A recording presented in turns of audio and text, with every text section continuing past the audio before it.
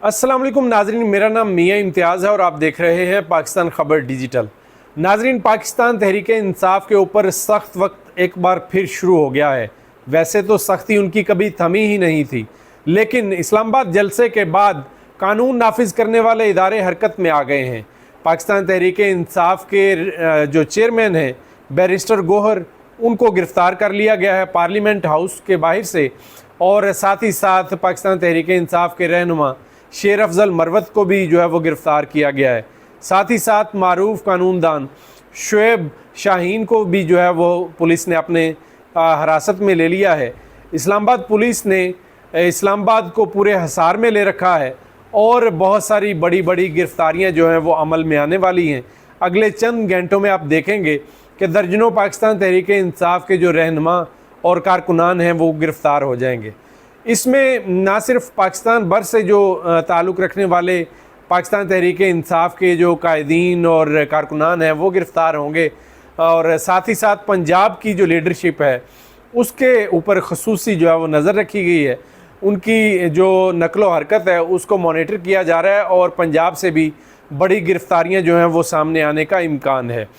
अब पूरी स्टोरी की सूरत हाल मैं आपको बताता हूँ कि ये गिरफ़्तारियाँ कैसे हुई और क्या इनके ऊपर इल्ज़ामात हैं, एलिगेशंस क्या हैं, उनकी तफसील में जाते हैं।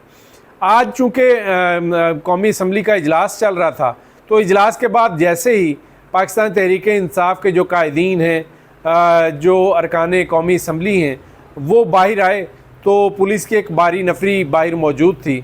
तो जिसको देखकर पहले तो पाकिस्तान तहरीक इंसाफ के जो रहनुमा हैं वो काफ़ी घबराहट में चले गए और उन्होंने कोशिश की कि किसी तरह पुलिस से जो है वो बचा जा सके।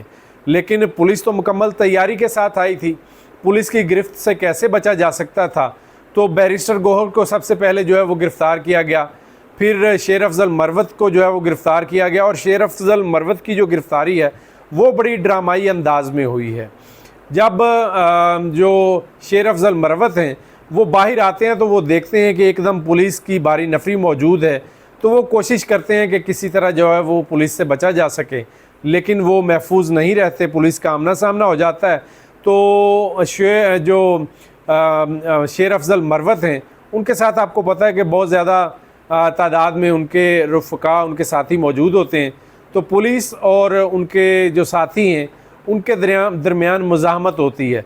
तो मुज़ाहमत के ऊपर शदीद झड़प की शक्ल जो है वो इख्तियार कर जाती है। लेकिन पुलिस चूँकि मुकम्मल तैयारी के साथ आई हुई थी, तो पुलिस ने शेर अफजल को कहाँ छोड़ना था, तो पुलिस ने शेर अफजल मरवत को भी जो है वो गिरफ़्तार किया और साथ ही साथ उनके दो साथियों को भी हिरासत में ले लिया और थाने मुंतकिल कर दिया है।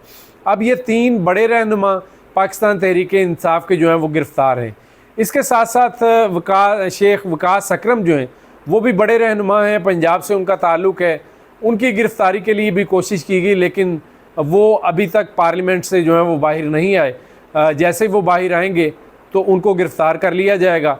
अब शेख वकास अकरम जो हैं वो भी कोशिश कर रहे हैं कि किस तरह पुलिस से जो है वो महफूज रहा जा सके। इसके साथ साथ ज़रताज गुल के मुतालिक बड़ी हैरत अंगेज़ मालूमात जो हैं वो सामने आ रही हैं।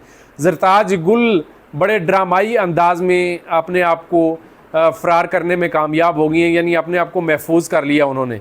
और बताया जाता है कि जैसे ही उन्होंने देखा कि पुलिस बाहर मौजूद है, तो वो गाड़ी की रेयर सीट, जो पिछली सीट है, उसके नीचे चली गई और पुलिस को चकमा दे दिया उन्होंने, और वो मौके से फ़रार हो गई हैं। अब ज़रताज गुल अभी तो बच गई हैं, लेकिन मेरा नहीं ख्याल कि एक दो दिन में ये महफूज रहेंगी। इनको यकीनी तौर पर गिरफ़्तार किया जाएगा।